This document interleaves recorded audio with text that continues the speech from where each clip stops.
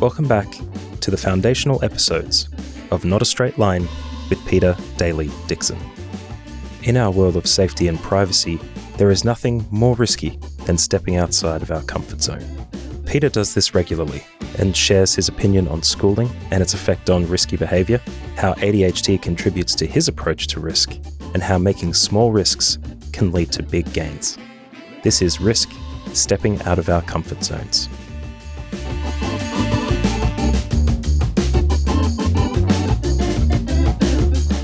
What would you say your kind of policy is on risk? Because obviously this kind of runs on quite a wide scale, doesn't it? I basically think that I'm willing to take some risks, but I still think I'm on the conservative side of things. It's just that the general populace is so risk averse that I think it's drilled into us in school to be risk averse. And that's maybe a second question is like, well, what expectations have been drilled into us early on that maybe are damaging for taking sensible risks?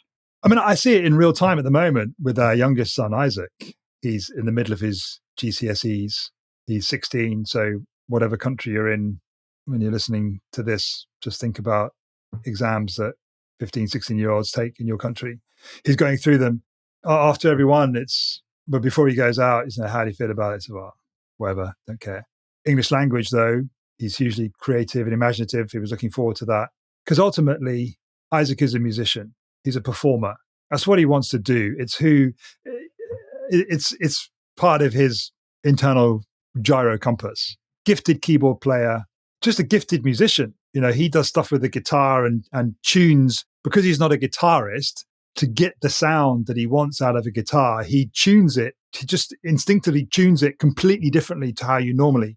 And a friend of his at school, he goes to a specialist music secondary school. One of his good friends who is a guitarist says, you know, what makes you a great musician, Isaac, is that you just make the instrument come to you.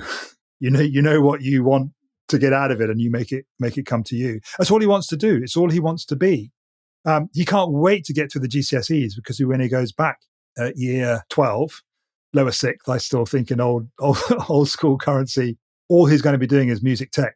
So he's going to build on his music performance work that he's done over the last 2 years, and then add in audio engineering, Matt's world, and sound production, and all of the kind of technical aspects of music, so that when he goes out into the world as a performer and as a musician, he's much more of that complete package.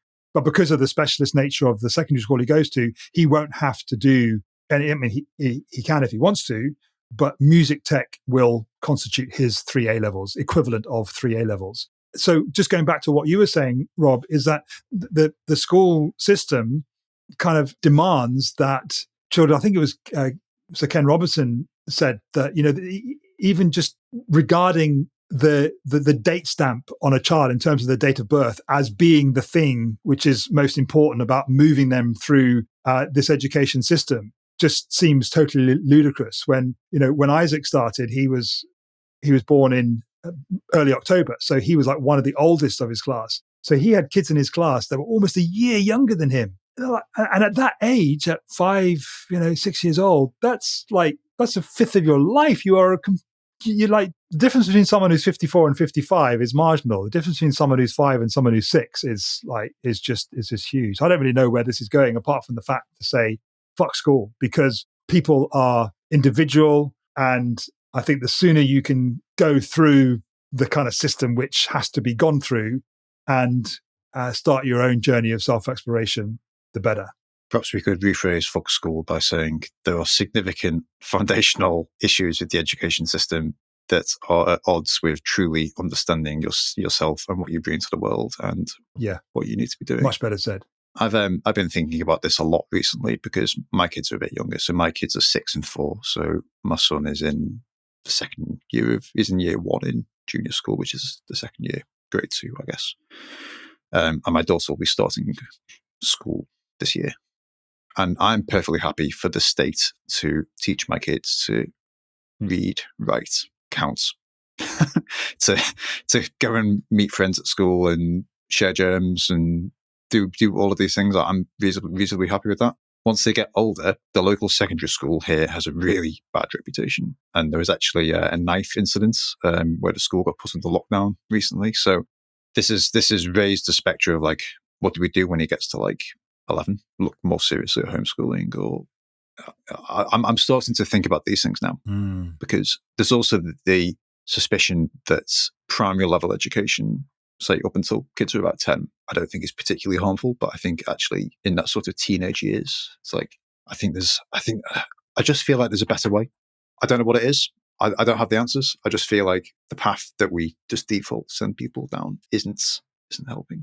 Absolutely. And it's not just a subject of a podcast episode. I mean, you could have a whole podcast series about education and child development, and I'm sure many exist.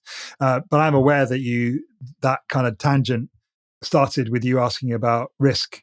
And I think generally I'm the sort of person, well, not just I'm the sort of person, I have in my past got to the end of my tether with jobs that I've been in and just handed in my resignation with nothing. And not had a plan. With no plan. Yeah.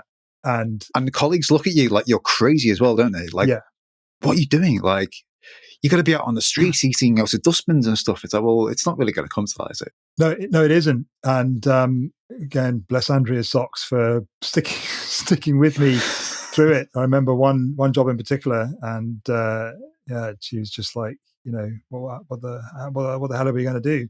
So yes, I'm far more tolerant of risk than your average bear, but it's who I am. I'm learning to take less risks financially, because with ADHD, the risk is both physical and it's financial. Credit cards and all that, debt and whatever. But I'm doing better to manage that side of it. But risk is exciting. Dopamine comes with risk. This non-straight line journey is about, okay, I'm here now.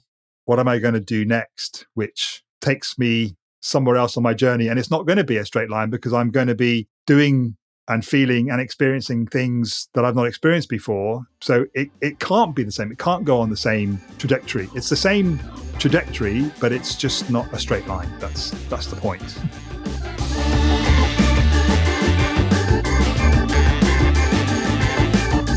Thanks for listening to this foundational episode of the introductory series to Not a Straight Line. If this series interests you, share it with a friend. Make sure you subscribe on Spotify, Apple Podcasts, or wherever you get your podcasts. And join us next time for another episode of Peter Daly-Dickson and his Not a Straight Line journey.